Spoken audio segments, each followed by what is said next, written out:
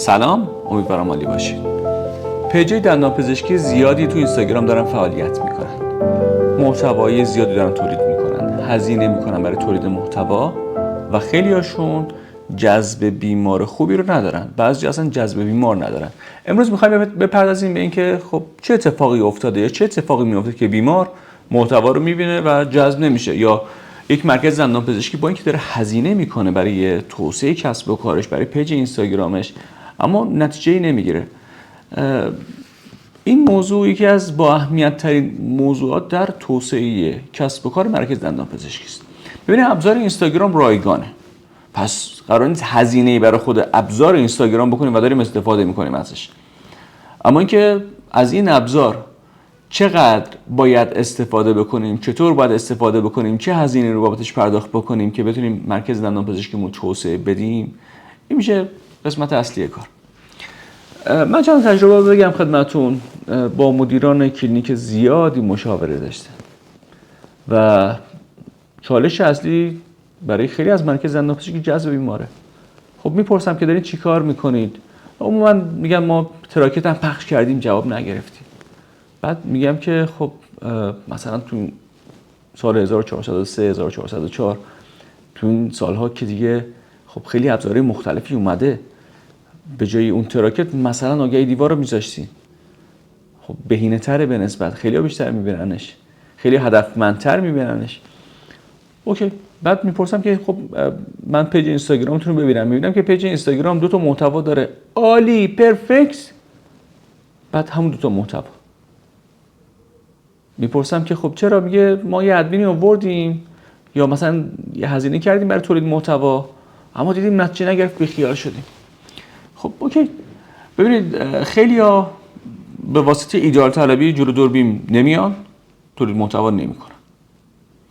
اگر من یک پیج رو ببینم که توش یه دونه محتواست، چرا باید متقاعد بشم که اون مرکز دندانپزشکی خیلی خوبه، خیلی کاراست، خیلی با کیفیت، خیلی مناسب قیمتش؟ من اگر نبینم اعتماد نمی کنم. من مخاطب اگر نبینم شما رو اعتماد نمی کنم. یه حالت دیگه میبینم که تولید محتوا هم کردن، بعد ولی دندانپزشک رو هرچی میگردم پیدا نمی کنم. دستیار تولید محتوا کرده، منشی تولید محتوا کرده، بیمار اومده ویدیو تستیمونیال یا ویدیو رضایت گرفته تولید محتوا کرده، عکس افتر بیفور هست، همه چیز هست، دکتر نیست. من به عنوان یک بیمار به دنبال انتخاب دندانپزشک هستم، نه به دنبال اینکه بخوام مثلا من اگر یک دستیار دندانپزشک رو ببینم چرا باید به درمان دندانپزشک اعتماد بکنم؟ یا من فقط نمونه کار دارم میبینم، از کجا بدونم که این نمونه کارا اصلا درستن، اشتباهن، از پینترست اومدن؟ یا ویدیو رضایت که دارم میبینم، عموما ویدیو رضایتی که دارم میبینم بیماره تو یک چارچوبی هست مثل یک سالن بازجویی، بعد با استرس داره صحبت میکنه. هیچ کدوم از این سبک محتوا اطمینان بخش نیست. پیج اینستاگرام میبینیم که اصلا دندانپزشک عکسش نیست. میبینیم که دندانپزشک حتی از اسم شهرش هم نیاورده. حتی دندانپزشک داخل پیجش آدرس رو هم نزده. فقط یک عکس مثلا لبخند گذاشته، مرکز دندانپزشکی مثلا یه اسم شهر، شماره تماس هم که ننوشته، گفته بایو مثلا، ببخشید دایرکت پیام بدین، افتر بیفور. با یه عزیزی داشتیم صحبت می‌کردیم، دایرکت داده بود که خب شرایطم خوب نیست و اینا. گفتم که خب یعنی چی شرایطم خوب نیست؟ گفت بیمار از اینستاگرام ندارم. بعد نگاه کردم تو خود پیج، علاوه بر اینکه کل پیج آلبوم افتر بیفور بوده، فقط نوشته بود دندانپزشکی و نام شهر. گفتم که و یک فامیل. گفتم که مثلا محمدی. گفتم ببخشید من نمیدونم الان شما آقای محمدی هستین، خانم محمدی هستین؟ بعد اصلا کلینیکتون کجاست؟ آدرسش چیه؟ کلا یک پیج غیر قابل اعتماد. پیج محتوا نداشته باشه غیر قابل اعتماد. عکس بایو مناسب نداشته باشه از خود دندانپزشک برای مطلب شخصی، غیر قابل اعتماد. نمیدونم بایوی درستی نداشته باشه، غیر قابل اعتماد. یعنی پیش‌فرض تو ذهن خیلی‌ها تو دنیای مجازی خیلی چیزا غیر قابل اعتماده. خیلی چیزا غیر قابل اعتماده، مگه اینکه خلافه ثابت بشه. من پیش‌فرض داخل ذهنم اینه که الکی دارن میگن.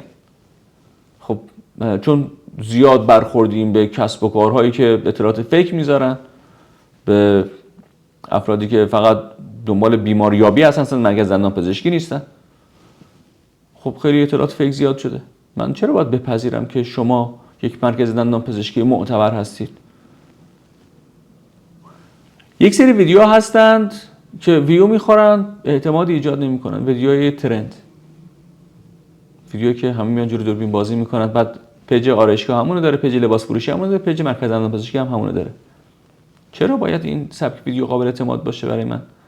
چه درجه‌ای از اطمینان رو داخل ذهن من ایجاد میکنه نسبت به، مگه من میخوام بیام داخل مرکز دندان پزشکی شما بخندم؟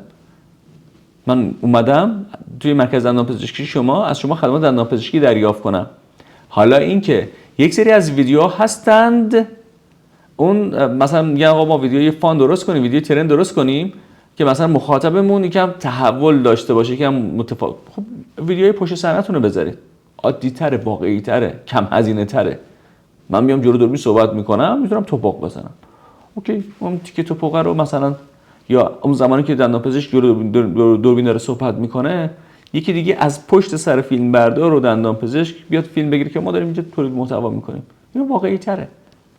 هر چقدر بتونید شخص دندانپزشک رو، چه توی مطب چه توی کلینیک، شخص دندانپزشک رو به مخاطب نشون بدید.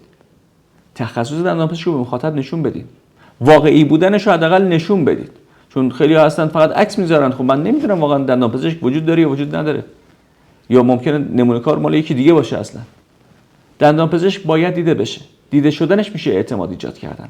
اما این سری سبک‌های محتوایی هستن که ایجاد اعتماد میکنن. از جمله سبک محتوایی ویدیوی تایم لپس اتاق درمان. میبینم که دندانپزشک داره رو بیمار کار میکنه. حالا هیچی هم نمیگه، فقط داخل دورتون یه نیم ساعتش رو داخل مثلا 30 ثانیه دارم میبینم. ویدیوی تایم لپس اتاق انتظار. میبینم که آدما میان میرن. فقط اینجا باید مراقب باشید حریم بیمار حفظ بشه، یعنی ظاهرشون مشخص نباشه، یا اینقدر دور و تندش بکنید که کلا قابل تشخیص نباشه. ویدیوی پشت صحنه، ویدیوی پشت صحنه واقعی. یکی دیگه از سبک‌های محتوایی که خیلی خیلی شاید نمیدونم بگم که بی‌محلی میشه بهش یا زیاد بهش توجه نمیشه، لایو اینستاگرام. داری کار میکنید، دوربین هم بذارید لایو بره.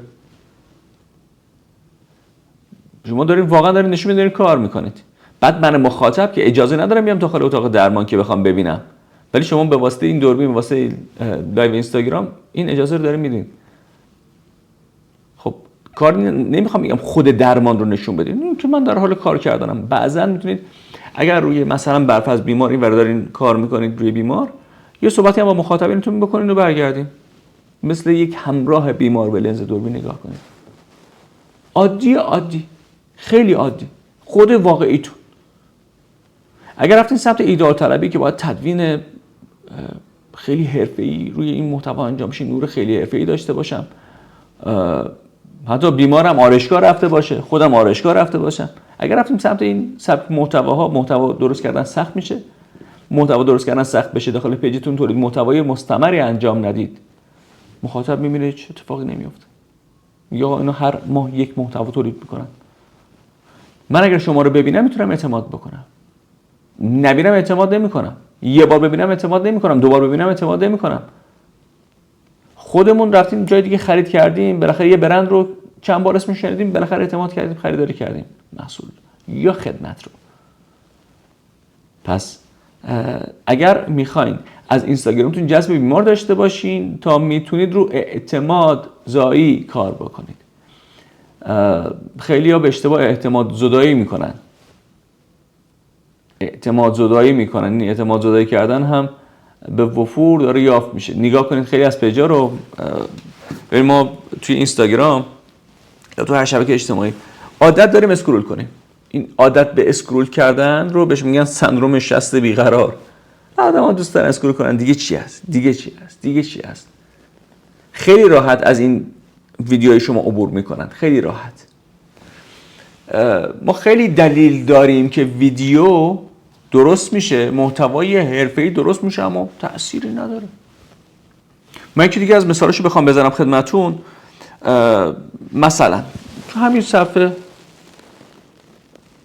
اولین ویدیویی که چشم شما رو گرفت، هر چیزی که هست، ویدیویی که یه تکست هم داره روش، یه تیتر مناسبم، یه کاور مناسبم روش داره.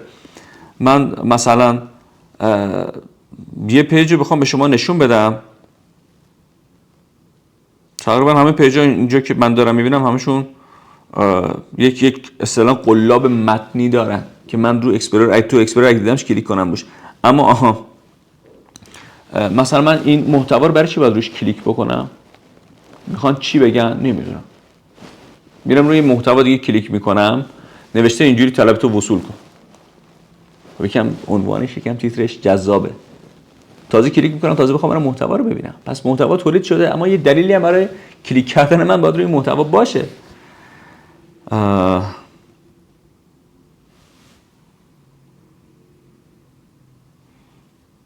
خب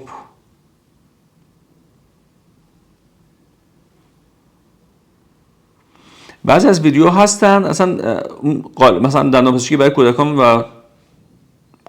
کودکان و مادران رایگان شد، تزیین رایگان دندانپزشکی. مثلا خود تیتر جذابه، اینکه نمیدونم داخلش چه خبره، ولی تیتر جذابه. اصول تیتر نویسی داریم. پس اگر محتوایی تولید میکنید و تیتر نداشته باشه، ممکنه خیلی راحت دیده نشه.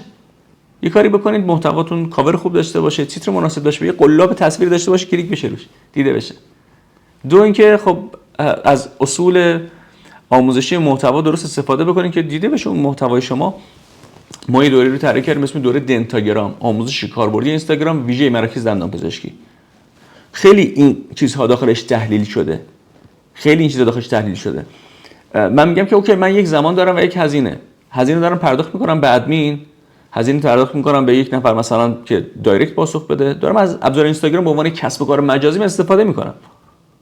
اوکی، اگر آموزش ببینم میتونم همون زمان یا همون هزینه رو داشته باشم ولی آوردهی بیشتری داشته باشم ازش. یا بعضا پرسنلم رو آموزش بدن، از منابع جاریم بتونم بهتر استفاده بکنم. یک نفر رو بیارم به پرسنلم آموزش بده، از منابع جاریم بهتر استفاده بکنم. پس هدف اینه که من بتونم از اینستاگرامم به افزایش بیمار برسم. ما اصول محتوایی رو داریم که میتونه کمک بکنه از شهرتون مخاطب جذب بکنید. عموما خیلی از این محتوا که دارن میرن، یک محتوای مثلا 7 میلیون ویو خورده، یک محتوای 1 میلیون ویو خورده، چیزی که من دارم میبینم 500 کا ویو خورده، نمیدونم 40 کا ویو خورده. چیا میبیننش؟ اگر چیکار کنن مردم شهرم میتونن محتوا رو ببینن. پس اینستاگرام به خیلی‌ها داره ورودی خیلی مناسبی میده. هر چقدر که بتونید متمرکز بشید رو لنز اینستاگرام، این لنز دوربینتون، لنز گوشی یا هر چیزی که از شما محتوا گرفته بشه و انتشار داده بشه، مستمر انتشار داده بشه، اینستاگرام به شما نتیجه رو میده. دو تا رفیقم، یه رفیق به یه رفیق بی‌محلی میکنه، اون رفیق هم به این رفیق غالبا بی‌محلی میکنه. من میگم اینستاگرام رو رفیق ببینید. در مدیریت کسب و کار، در جذب بیمار، اینستاگرام رو رفیق ببینید. این رفیق میتونه شما رو به اوج برسونه اگر روش متمرکز بشین، برای رفاقتش وقت بذارین. میتونه هیچ تأثیری نداشته باشه، هفته یه بار بریم بهش سر بزنید، خب اونم مثل همین حالتی که شما باش کار میکنن به شما سرویس میده. متمرکز بشین رو اینستاگرام، رو فضای اینستاگرام متمرکز بشین. تو این ویدیو شما هر شبکه اجتماعی دیگر رو میتونید در نظر بگیرید. داریم با فیسبوک کار میکنید، اوکی. داریم با هر ابزار و هر رسانه‌ای که دارین کار میکنید، متمرکز شدن جواب میده. اینکه شما سناریوی اینستاگرام رو یاد بگیرید، سبک سناریو نویسی اینستاگرام رو یاد بگیرید، مخاطب اینستاگرام رو بشناسید، جای خود. مخاطب یوتیوب رو بشناسید، جای خود. مخاطب هر فیسبوک رو بشناسید، جای خود. هر محتوایی که شما میخواین تولید بکنید که برای شما آورده داشته باشه، باید ببینید برای کدوم رسانه تولیدش میکنید. من این محتوای الان رو، خب مثلا اگه بخوام اینستاگرام بذارم، مخاطب اینستاگرام من میگه اوکی، من دنبال یه محتوای 30 ثانیه‌ای بودم، 20 ثانیه‌ای بودم. نمیشینم مثلا چند دقیقه بخوام همچین محتوایی رو نگاه کنم. ولی داخل فضای یوتیوب، آپارات، فیسبوک، متفاوت تر. هر نرم افزاری، هر پلتفرمی مخاطب خاص خودش رو داره. همونجور که داخل فیسبوک، داخل یوتیوب ویدیوی کوتاه مثلا اینکه بخواد تیپس بده، نکته کوچیک کاربرد بده، معمولا استفاده نمیشه. آموزش بلند مدت تر استفاده میشه. لطفاً متمرکز بشید روی توسعه مرکز دندان پزشکیتون. لطفاً به ابزارهایی که میتونید ازشون استفاده بکنید، جذب بیمار داشته باشید، بها بدین. لطفاً در این حوزه حتما آموزش ببینید. بدون شک موفقیت ساختنی است. من نمیتونم بگردم یه نفر رو پیدا بکنم بیاد کسب و کارم رو توسعه بده و بره. میاد مقطعی توسعه میده، بعد میره و بعد از این که اون رفت یا اون تبلیغات رو انجام دادم رفت، دوباره همین چیز برمیگرده به روال عادی.